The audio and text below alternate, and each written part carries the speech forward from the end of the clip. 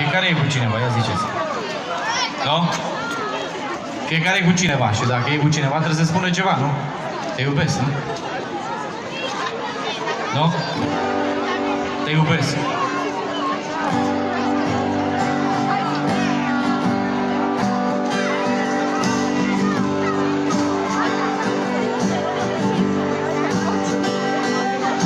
Azi noapte te-am visat, erai în fața mea și îți spuneam, voi fi mereu al tău.